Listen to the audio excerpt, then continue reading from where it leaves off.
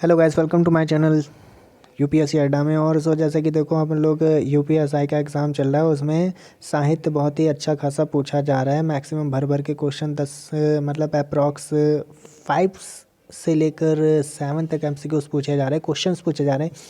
तो चलिए बिना समय गवाए देखते हैं। बिल्कुल वही सेम लेवल के क्वेश्चंस लेके आए हो, बहुत ढूंढने पर मिले हैं। तो चलिए स्टार्ट करते हैं। देखिए पहला क्वेश्चन क्या कह रहा है अपना। देखिए पहला क्वेश्चन क्या कह रहा है। प्रभु चितई प्रभु, देखिए कहीं पे थोड़ा मिस्टेक हो जाए बोलने में तो ठीक है, पेच मत निकालिएगा इसमें। तो देखिए पहला क्वेश्चन क्या करे। प्रभु प्रभु ही चितई पुनि चितवन चितव मही राजत लोचन लोल, ठीक है लोले लिखा है भाई।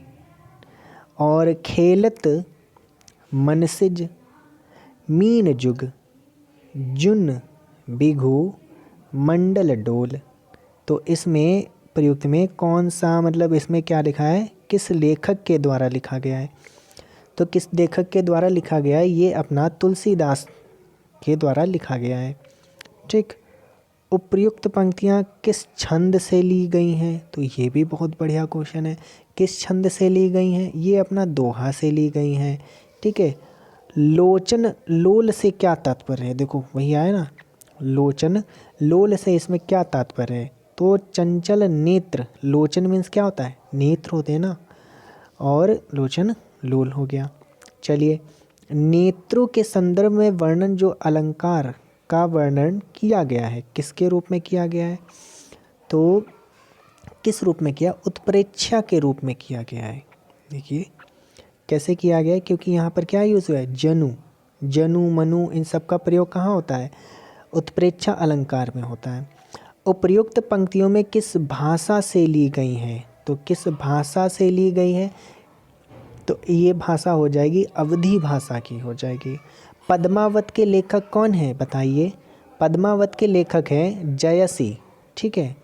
आगे देखिए, इनमें से कौन कवि भक्ति काल का नहीं है, कौन कवि भक्ति काल का नहीं है।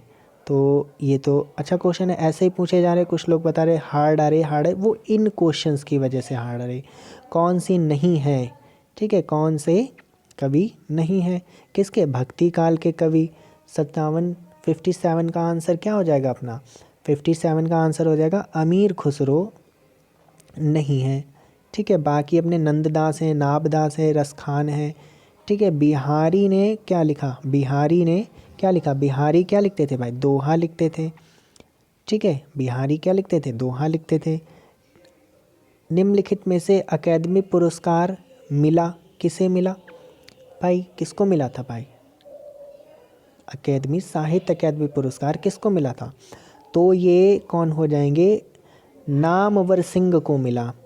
ठीक है। इनमें मानवीकरण अलंकार, देखिए मानवीकरण अलंकार किस प्रकार की कविता में हुआ है, मानवीकरण मानवीकरण। ठीक है। मानवीकरण में किस में हुआ है, नई कविताओं में ज़्यादा देखने को मिलता है। आत्मजयी की रचनाकार कौन है, आत्मजय के रचनाकार कौन है, आत्मजय के रचनाकार है कुंवर नारायण जी हैं। कौन है, कुंवर नारायण हैं। नेक्स्ट क्वेश्चन देखिए, पृथ्वीराज रासो किस काल की रचना है। ठीक है, सबको मालूम होगी पृथ्वीराज रासो कहाँ की है, आदि काल की है। किस कवि ने अधिकांश कविताएं ब्रज भाषा में लिखी हैं, ये बहुत ही अच्छा क्वेश्चन है। किस कविता, मतलब किसने लिखी है, अधिकांश ब्रज भाषा में लिखी हैं, तो बताइए किस ने लिखी हैं, तो अपना राइट आंसर हो जाएगा सूरदास जी ने लिखी हैं। कामयानी किसकी रचना है, कामयानी किसकी रचना है, महादेवी वर्मा की रचना है। ठीक है, ये तो पता होगी ना, कामयानी किसकी रचना है, महादेवी वर्मा की नहीं है। कामयानी किसकी रचना है, जयशंकर प्रसाद की है। सबको लगता है महादेवी वर्मा की, लेकिन महादेवी वर्मा की है नहीं, जयशंकर प्रसाद की है। ठीक है। आगे देखिए, छायावादी कवि कौन है, छायावादी कवि, तो इसमें कोई दिक्कत नहीं होनी चाहिए। छायावादी कवि कौन है, सुमित्रा नंदन पंत है। कौन है, सुमित्रा नंदन पंत। निम्नलिखित में से कौन सी रचना जो है वो रामधारी सिंह दिनकर की है, तो कौन सी हो जाती है, रामधारी सिंह दिनकर की रचना कौन सी है, तो बताइए इसका राइट आंसर क्या हो जाएगा, उर्वशी हो जाएगा। ठीक है, उर्वशी। रामलला लच्छू किसकी रचना है भाई? ठीक, रामलला लच्छू किसकी रचना है? तुलसीदास जी की रचना है। चांद का मुंह टेढ़ा है, ये किसकी रचना है भाई? चांद का मुंह टेढ़ा है, ये हो जाएगी अपनी चांद का मुंह टेढ़ा है, बचाइए, गजानन माधव मुक्ति बोध जी की है। आषाढ़ का एक दिन किसकी है भाई? आषाढ़ का एक दिन मोहन राकेश की है। राष्ट्रीय नाट्य विद्यालय कहाँ पर स्थित है? राष्ट्रीय कहाँ पर है? नई दिल्ली में अवस्थित है। कहाँ पर स्थित है? नई दिल्ली में। रंगभूमि उपन्यास के लेखक कौन है? रंगभूमि उपन्यास के कौन लेखक है? प्रेमचंद्र हैं। सर्कस उपन्यास के लिए किसका लिखा हुआ है? ठीक है, किसका लिखा हुआ है? संजीव जी का है। किसका है? संजीव का है। आकाशदीप कहानी के लेखक कौन है? आकाशदीप कहानी के लेखक कौन है? जयशंकर प्रसाद हैं। कौन है? जयशंकर प्रसाद। रामचंद्र शुक्ल के द्वारा लिखी गई कौन सी भाई लिखी गई? रामचंद्र, हिंदी साहित्य का इतिहास। कौन सी लिखी गई? हिंदी साहित्य का इतिहास। नामवर सिंह ने अधिकांश क्या लिखा है? नामवर सिंह ने अधिकांश क्या लिखा है? नामवर सिंह ने आलोचना लिखी है। क्या लिखी है? आलोचना लिखी है। अपने अपने राम का उपन्यास किसके द्वारा लिखा हुआ है? किसका लिखा हुआ है? अपने अपने राम किसके द्वारा लिखा है? भगवान सिंह के द्वारा। चीफ की दावत, चीफ की दावत ये किसके द्वारा लिखी गई? ये कहानी चीफ की दावत कौन है? भीष्म साहनी के द्वारा लिखी गई। संसद से सड़क तक काव्य संकलन किसका है? संसद से सड़क तक सुदामा पांडे धूमिल की है।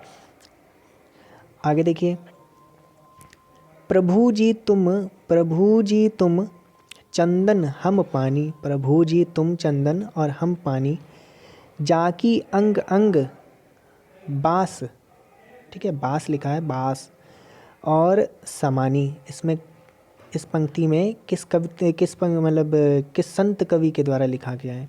तो किसके द्वारा लिखा? रैदास के द्वारा लिखा गया है। नेक्स्ट क्वेश्चन देखिए, नेक्स्ट क्वेश्चन क्या है अपने पास में?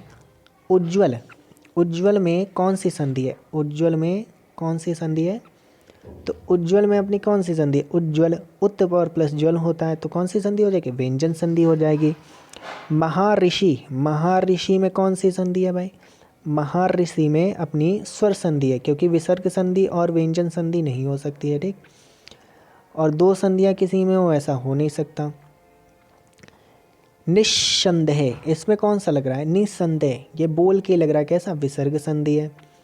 निराशा, नि और राशा, इसमें कौन सी संधि हो जाएगी? विसर्ग संधि हो जाएगी। उन्नति, उन्नति में कौन सी संधि हो जाएगी? उन्नति में व्यंजन संधि हो जाएगी। उन्नति में व्यंजन संधि। पंचवटी में कौन सा समास है? पंचवटी, पंचवटी में कौन सा समास है? पंचवटी में हो जाएगा द्विगु समास हो जाएगा।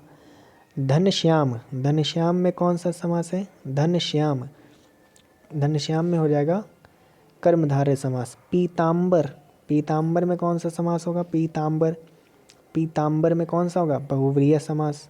यथाशक्ति, कौन से? इस यथाशक्ति में क्या हो जाएगा? अव्यय भाव समास है।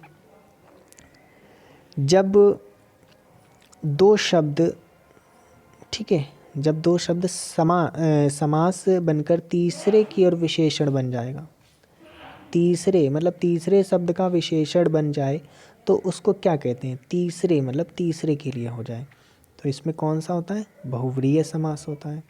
ठीक है, तो ये शॉर्ट वीडियो थी थोड़ी सी, इसमें बहुत ही बढ़िया रहेगी, और जिसने भी शेयर कर देना जिसके पास भी, और जिसको भी ज़रूरत हो उसे ज़रूर शेयर करना और लाइक कर देना, चैनल को सब्सक्राइब कर लेना। मिलते हैं अगली वीडियो में, छोटी सी वीडियो में फिर से।